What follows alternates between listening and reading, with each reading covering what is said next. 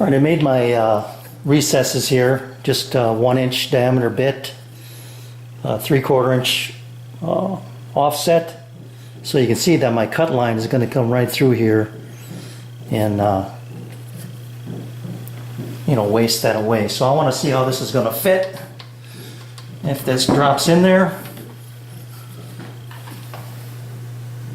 that is beautiful.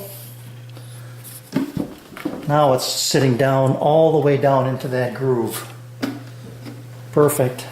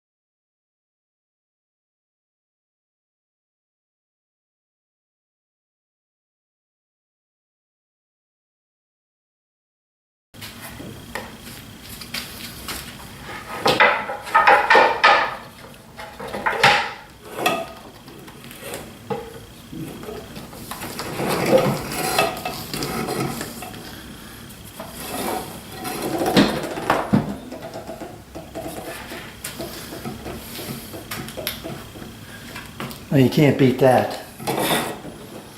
That worked out just slick.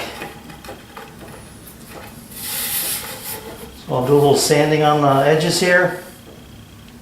Put a round over on these as well to keep me from getting nicked up if I catch my ankle on it. Very nice. Turned out great. I'm going to throw the vacuum in there quick and see how it fits. It's like a glove. I can see now why these are not spinning. I didn't go deep enough, so I'm going to cut those holes a little bit deeper, and that'll ensure that this vacuum is going to sit down on the tank rather than up on the wheels here a little bit. Let me make that little bit of adjustment here with my chisel. There you go. That didn't take much at all. Just about half a ply.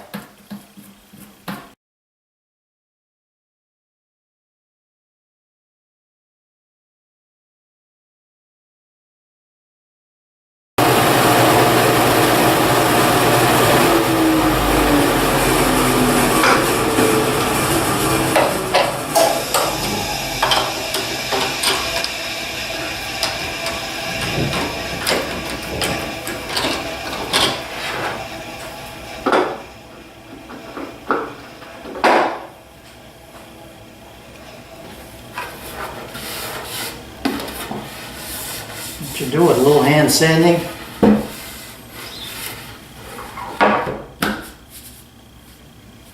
On to the next operation.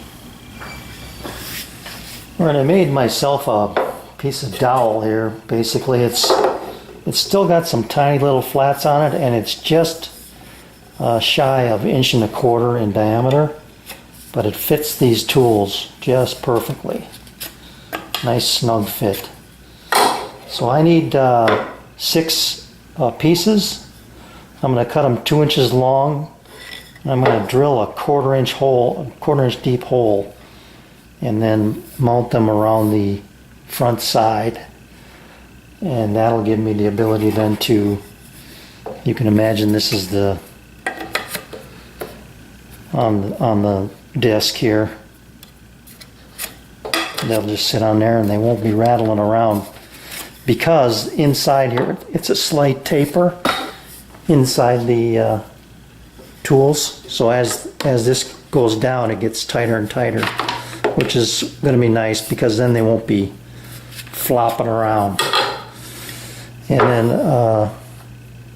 if I drill 1.25 inch hole, here's my test board here. And it's a little sloppy, but that's all right with some glue and some, you know, probably a screw coming up through the bottom there. I don't even know if I'll need to screw it in there. We'll see. That thing won't be going anywhere. It's not going to be that big a stress anyway. So let me get the layout figured out here. Drill my holes and then we'll go. I think this setup is worth showing because the depth of cut can be set by your fence, but then you don't want to be moving it off center. So once I located this first hole, I brought these stops in, and these points out here are just catching the radius of the disc. So now all I'm going to do is pivot it, and I know that I'm not going to lose my center line here, and basically just locate the bit inside the outline I drew there. So that'll get me reasonably close. I've got my depth of stop set, and I just need to drill these holes here.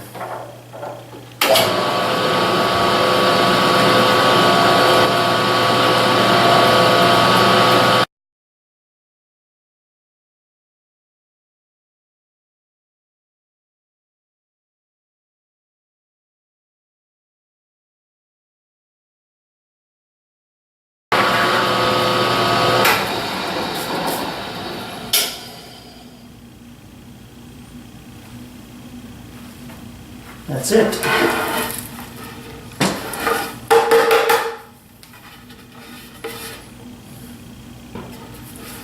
So my two front ones, and then the other ones go out from that setup there.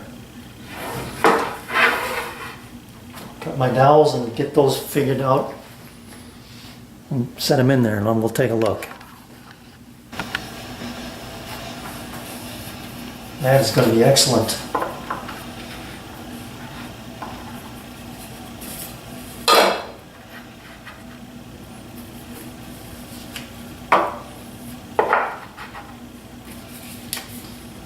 I'm going to glue these in there, but as a precaution, because I've got the center hole located, I'm going to drill a pilot hole in case I've got to put a screw in there. I've got it turned upside down, and I've got a spacer block in here to keep it from tipping because these are off center. I'm just going to touch each of these dowels so I can get a mark on them. And then drill them with the drill press. Okay, got them all.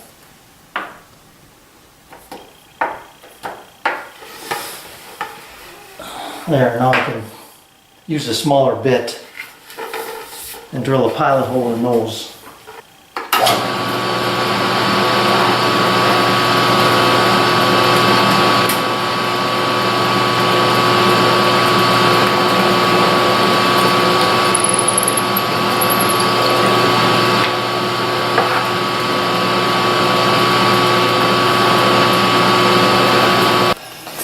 I had this short piece of dowel left over, and I just kind of played around with it. It looks like this would work pretty well if this were set in there like that.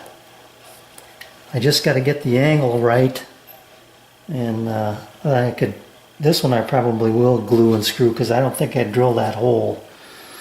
So I went ahead and made myself another chunk of dowel, and I can play around with it until I get the angle just right. Keep cutting at it. It looks to me to be about maybe 15 degrees. At least that's where I'm going to start, and then we'll see how that looks.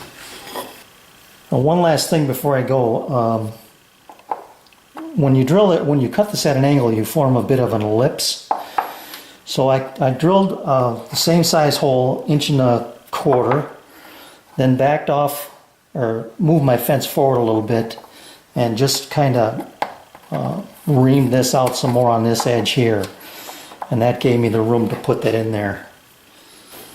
So let's see how this is going to work.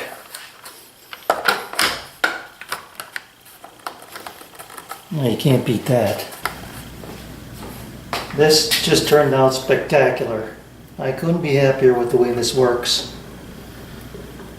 So got my 4 casters on there. That's the only amount of money I spent. The rest was scrap stuff I had laying around. But the accessories fit on here just nice. They're out of the way. This doesn't interfere with the hose at all being wound up. And it's a nice compact setup. Beautiful. And now it'll go in my shop wherever I want. If I want to tug on this hose, it'll follow me because it's got a lock. Once it goes on here, it doesn't come off. So I'm very happy with the way this turned out. Thanks for watching.